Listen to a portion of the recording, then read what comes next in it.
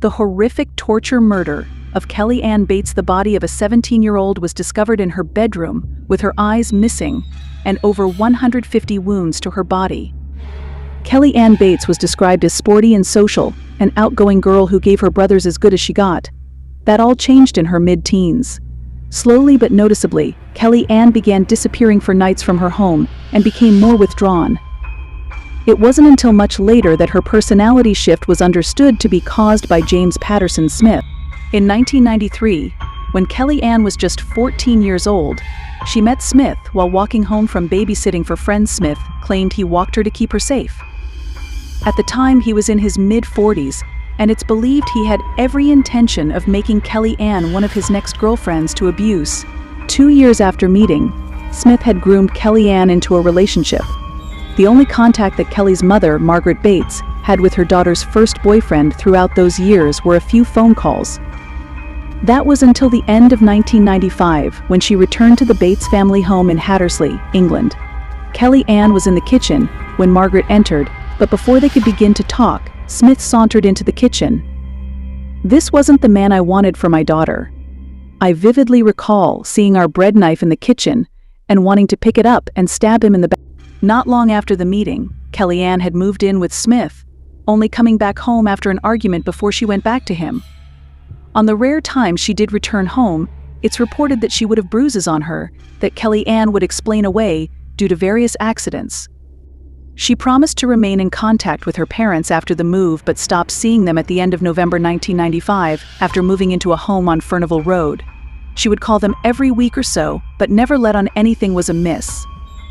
The following month, Kelly Ann resigned from her part-time job, further withdrawing from the things in her life that she had found joy in.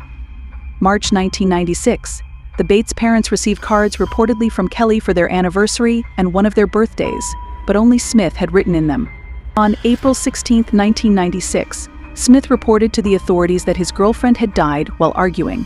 She was in the bath, and he claimed she inhaled water and died despite attempts at resuscitation.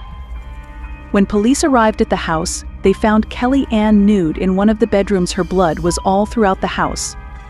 Very quickly, the police realized that it wasn't as simple as an accidental drowning. An investigation throughout the house revealed pieces of hair tied around furniture and radiators, indicating that Kelly Ann was bound to the objects by her hair when a ligature around her neck tied her.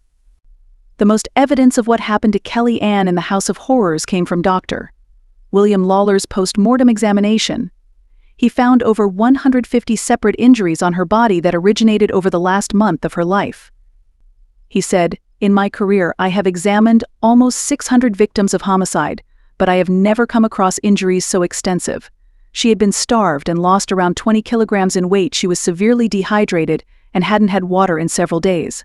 Some of the injuries that Kelly sustained were scalding to her buttocks and left leg, burns on her thigh caused by a hot iron, a fractured arm, multiple stab wounds from knives, forks and scissors to legs, torso and inside of her mouth, crush injuries to both hands and feet, mutilation of her ears, nose, eyebrows, mouth, lips and genitalia, wounds caused by a spade and pruning shears. Both her eyes were gouged out not less than 5 days and not more than 3 weeks before her death, after which she was stabbed in the empty eye sockets.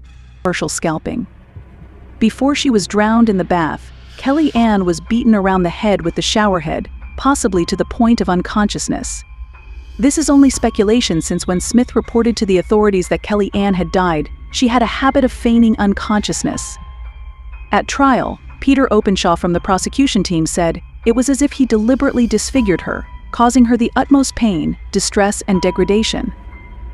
The injuries were not the result of one sudden eruption of violence. They must have been caused over a long period and were so extensive and so terrible that the defendant must have deliberately and systematically tortured the girl. Smith denied murder and claimed that Kelly Ann would put me through hell winding me up, and he claimed she would taunt him about his dead mother. He also tried to say that Kelly Ann had a bad habit of hurting herself to make it look worse on me. Smith, when asked why he blinded, stabbed and battered Kelly Ann, said that she had dared him to do it. A consultant psychiatrist, Gillian Mizzi, told the court that Smith had a severe paranoid disorder with morbid jealousy and lived in a distorted reality. It was also found Smith had a history of abusing his romantic partners, and many women came forward to make sure Smith was punished. His first marriage ended after 10 years in 1980 because of violence towards his wife.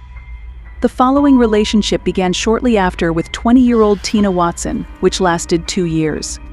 The entire time, Tina was used as a punch bag and was subjected to serve beatings while pregnant with their child. She said at first it was now and again just a little tap, but in the end it was every day. He would smack me in the face or hit me over the head with an ashtray. He would kick me in the legs or between the legs. Smith, at one point, tried drowning Tina in the bathtub. She escaped with their child before it got any